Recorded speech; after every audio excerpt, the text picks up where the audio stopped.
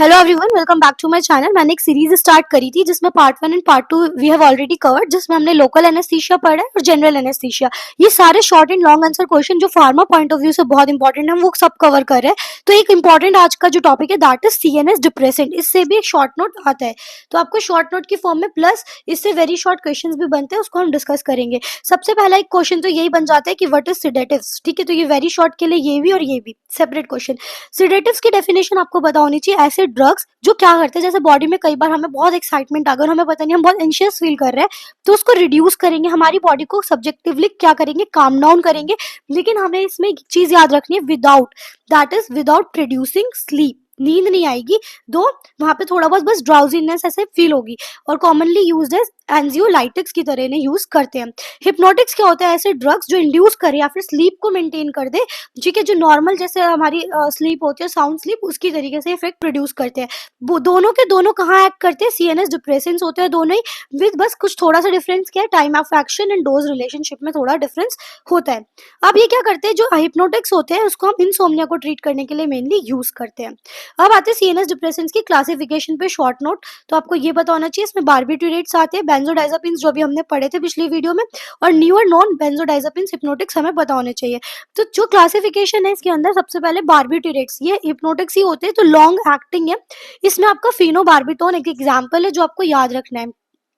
फिर short acting में आपका ब्यूटो और पैंटो, बस ऐसे याद रख लो, इसके आगे फिनो की जगह ब्यूटो एंड पैंटो लगा दो, तो आपका क्या बन जाएगा, ये शॉर्ट एक्टिंग। और बहुत ही थोड़े टाइम के लिए थायोपेंटोन। ठीक है, अब बेंजोडाइजापिन्स के अंदर हमारा हिप्नोटिक्स में भी मैंने पिछले वीडियो में बताया था, डाइजापेम, फ्लूराजेपम, एल्प्राजोलिम और ट्रायाजोलम। ठीक है, ये आपका हिप्नोटिक्स है। ये पैम पैम वाले याद रख लो, इजी है, डाइजापेम एंड फ्लूराजेपम। अगर आपसे कोई दो एग्जाम्पल पूछे बेंजोडाइजापिन्स हिप्नोटिक्स के, तो ये है, और प्लस ये एमसीक्यू में भी आ सकता है।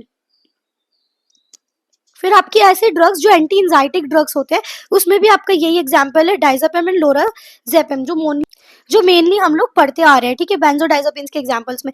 अब हमें एंटी कन्वर्जेंट जो हम लोग एपिलेप्सिक वाले पेशेंट्स में भी देते हैं, तो आपको पता ही होगा, जोल्पिडेम देते हैं, जोपिक्लोन देते हैं। तो आपको ये दो एग्जांपल्स यहाँ पे एंटी कन्वर्जेंट ड्रग्स के भी पूछे जा सकते हैं।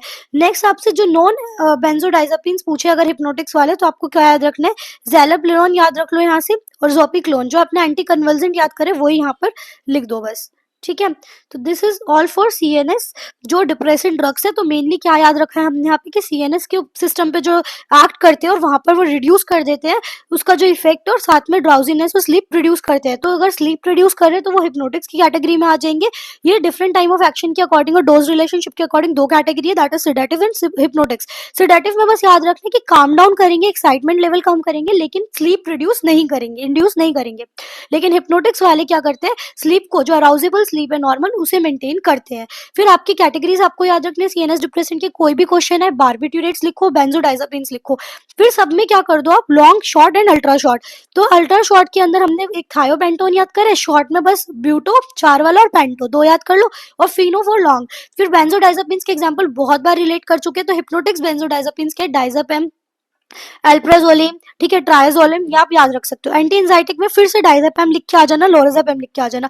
एंटी कन्वर्जेंट ड्रग्स पूछे जाते हैं तो आपको इसमें जोपिक्लोन याद होना चाहिए, और यही क्या है आपका नॉन बेंजोडाइजापिन हिप्नोटिक्स। आज की वीडियो में हमने सीएनएस डिप्रेशन कवर करा है, कल की वीडियो में हम लोग नॉन स्टीरॉयडल, नेक्स्ट वीडियो में non steroidal anti inflammatory drugs, antipyretics और एनाल्जेसिक्स, जो बहुत बहुत इंपॉर्टेंट है, मोस्ट इंपॉर्टेंट टॉपिक है फार्मा का, जिससे क्वेश्चन आता है, उसकी डेफिनेशंस वगैरह हम सारी कवर करेंगे। Thank you so much for watching this video, stay tuned for further videos.